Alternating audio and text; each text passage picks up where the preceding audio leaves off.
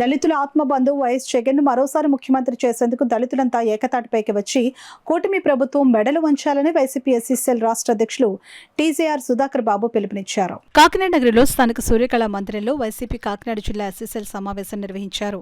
ఈ కార్యక్రమంలో కాకినాడ జిల్లా వైసీపీ అధ్యక్షుడు దాడిశెట్టి రాజా, జడ్పీ చైర్మన్ వేణుగోపాలరావు, మాజీ ఎమ్మెల్యేలు, ఎస్సీ నాయకులు పాల్గొని ప్రసంగించారు. ఈ సమావేశంలో సుధాకర్ బాబు ముఖ్య అతిథిగా పాల్గొని మాట్లాడుతూ దళితుల ద్రోహి చంద్రబాబు అని అన్నారు. కూటమి ప్రభుత్వం అధికారంలోకి వచ్చినప్పటి నుండి దళితులపై వివక్ష పెరిగిందని, దళిత మహిళలపై అత్యాచారాలు జరుగుతున్నాయని, సంక్షేమ పథకాలు అందడం లేదని విమర్శించారు. దళిత జాతి తలెత్తుకుని జీవించాలన్నా, సంక్షేమ పథకాలు మళ్లీ అందాలన్నా వైఎస్ఆర్సీపీ అధినేత వైఎస్ జగన్మోహన్ రెడ్డి తిరిగి సీఎంగా రావాలని అన్నారు. ఆయనను మళ్లీ ముఖ్యమంత్రిని చేసుకునేందుకు అలుపెరిగిన పోరాటాలు చేయాలని పిలుపునిచ్చారు. మాజీ ఎంపీ వంగగీత మాట్లాడుతూ అధికారం లేకపోయినా జగన్ ప్రజల గుండెల్లో ఉన్నారని అన్నారు. జిల్లా వైసీపీ అధ్యక్షులు రాజా మాట్లాడుతూ రాష్ట్రంలో డాక్టర్ అంబేద్కర్ రాసిన రాజ్యాంగం కాకుండా రెడ్ బుక్ రాజ్యాంగం అమలవుతుందని ఆరోపించారు. నేతలు క్యాడర్కు దిశానిర్దేశం చేశారు. అన్ని వర్గాలు మద్దతు కూడగట్టి వైసీపీని బలపరిచేందుకు కృషి చేయాలని పిలుపునిచ్చారు. ఈ కార్యక్రమంలో ఎస్సీసీఎల్ రాష్ట్ర working committee president Kommuri Kanaka Rao, YCP SCCL నాయకులు బల్లాసూరిబాబు, మెల్లిమిరి డేవిడ్ రాజ్, డివర్ ప్రసాద్, సుధాకర్, రామకృష్ణ, సారథి, నాయకులు, కార్యకర్తలు తదితరులు పాల్గొన్నారు.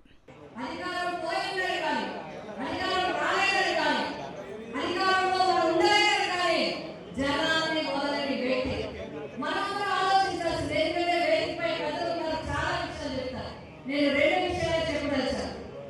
చాలా మంది పల్లెటూరులో మనకు సాధారణంగా అంటూ ఉంటారు, ఎవరొస్తే మనకేంటి అనేది ప్రజల్లో ఉండే నిర్వేదం. రాజకీయాల పట్ల, రాజకీయాలు నడుస్తున్న తీరు పట్ల సామాన్య జనంలో ఎవరైతే మాకేంటి అని అనుకునేవారు.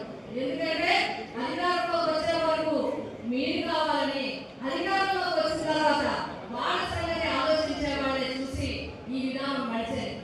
కానీ ఒకళ్ళు వచ్చిన తర్వాత మార్పు వచ్చింది.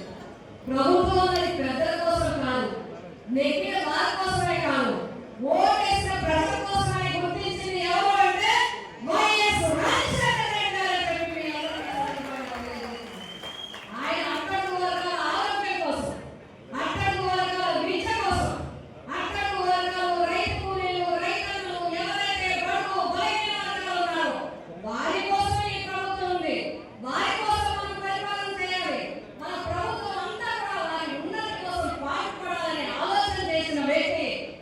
రాజశేఖర రెడ్డి గారు.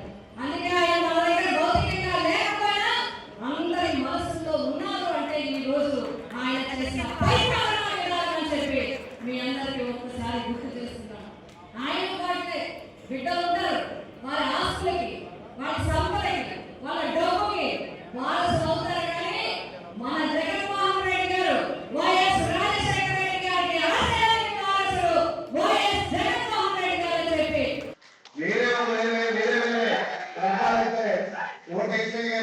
చంద్రబాబు నాయుడు గారి మాటలు మోసపోయి ఈ రాష్ట్రంలో ఉన్న దళిత జనాభా ఎవరు మోసపోలేదు, చంద్రబాబు నాయుడు నమ్మలేదని చెప్పేసి సగర్వంగా తెలియజేస్తుంది. అదేవిధంగా డాక్టర్ బాబాసాహెబ్ అంబేద్కర్ గారు రచించిన రాజ్యాంగం ఈ సమైక్య భారతదేశంలో అన్ని రాష్ట్రాల్లోని అమలు చేయబడుతుంది. కానీ మన రాష్ట్రంలో ఏ రాజ్యాంగం అమలు చేయబడుతుంది? రెడ్ బుక్ రాజ్యాంగం అమలు చేయబడుతుంది. కనీసం ఆ మానవుడికి గౌరవం లేకుండా వాళ్ళే డైరెక్ట్ మేము రెడ్ బుక్ రాజ్యాంగం అమలు చేస్తామని చెప్పుకుంటున్నారు ముఖ్యమంత్రి గారు, ఆయన కుమారుడు. దయచేసి ఈ రాష్ట్ర ప్రజలందరూ కూడా గమనించాలని, అదేవిధంగా మీ సపోర్ట్ ఎప్పుడు కూడా, ఎందుకంటే రాజశేఖర రెడ్డి గారు కానీ జగన్మోహన్ రెడ్డి గారు కానీ ఎప్పుడు కూడా నా అన్నదమ్ములు కానీ, నా అక్క చెల్లెలు కానీ లక్షాధికారం చేయాలనే ఉద్దేశంతో ఇప్పుడు పనిచేశారు పేదల పక్షపాతి రాజశేఖర రెడ్డి గారు, జగన్మోహన్ రెడ్డి గారు. ఖచ్చితంగా మన బలం, మన మద్దతు ఎప్పుడు కూడా రాజశేఖర రెడ్డి గారికి, జగన్ గారికి, వైఎస్ఆర్ కాంగ్రెస్ పార్టీకి మీ ఆశీర్వాదాలను కోరుకుంటూ, సమయం తక్కువగా ఉంది కాబట్టి ఇంకా మాట్లాడాల్సిన వాళ్ళు ఇద్దరు ఉన్నారు కాబట్టి నేను సెలవు తీసుకుంటాను. కాలంలో మాత్రమే నీ చేతిలో అధికారం ఉంటుంది. తదుపరి 1000 రోజుల 1వ రోజు నాడు ఈ ప్రాంగణంలో ఉన్న దళిత సింహాలు ఈ సమాజంలో ఎవరెవరు ద్వారా ఇబ్బంది పడ్డారో గుర్తుపెట్టుకొని తమ్ముళ్ళు, జ్ఞాపక శక్తి బాగా ఉంది కదా, పుస్తకాలు ఏం రాయబడలేదు. నాకు తెలిసినంత వరకు అందరూ బాగా చదువుకొని ఉంటారు, బాగా జ్ఞాపక శక్తి ఉంటుంది. మనకి రెడ్ బుక్ వద్దు, ఏ బుక్ వద్దు. బాబాసాహెబ్ అంబేద్కర్ రచించిన రాజ్యాంగాన్ని గుండెల్లో పెట్టుకుందాం. నీ పౌర హక్కుల పరిరక్షణ కోసం ఆ రోజుల వీధి పోరాటం చేద్దాం. జై జగన్ అనే నినాదాన్ని ఊరు వావా చేద్దామని చెప్పి అంటున్నాం. ఈ రాష్ట్రంలోని దళిత సామాజిక వర్గం, మానవులు, మాదిగలు, ఎరుకలు, యానాది, బీసీ కులాలు ఏకతాటి మీదకి వస్తాం. పిఠాపురానికి పిట్ట పగిలిపోయేటట్టు కొడతాం. రేపు గీతక్కని మళ్ళీ శాసనసభ్యులుగా చేసి చేరుతాం. మేము అనుకున్నాం సినిమాలో నటిస్తే సామ్యవాదం ఉందనుకున్నాం. సినిమాలో నటించినప్పుడు సామాజిక న్యాయాన్ని బాగా పాటిస్తారని ఆశించాం. సర్వ మతాలను గౌరవిస్తారని ఆశించాం. అన్ని కులాలను సముచితమైన స్థానంలో పెడతారని ఆశించాం. ఇదేంటి సోద్యమో కానీ రాజ్యాంగ పరమైన హక్కులతో మా దేవుడు బాబాసాహెబ్ అంబేద్కర్ రచించిన రాజ్యాంగం ద్వారా ఉప ముఖ్యమంత్రి పదవులు అలంకరించిన మహానుభావులు నుదిటికి బట్టులు పెట్టుకుంటున్నారు, సనాతన ధర్మం అంటున్నారు. నేను అత్యంత కీలకమైన హిందూ వాదిని అంటున్నారు. మరి ఈ రాష్ట్రంలో క్రైస్తవులు లేరా?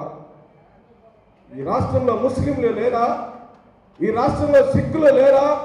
ఈ రాష్ట్రంలో అందరికీ ఉప ముఖ్యమంత్రులా? మీరు కేవలం కొంతమందికి మాత్రమే అత్యున్నతమైన స్థానాల్లో మీరు ఉండినప్పుడు, మీ సినిమాల్లో బాగా డైలాగులు చెప్పినప్పుడు, బాగా ఫైట్లు చేసినప్పుడు ఆనందపడ్డాం. మేము కూడా ఫ్యాన్సే.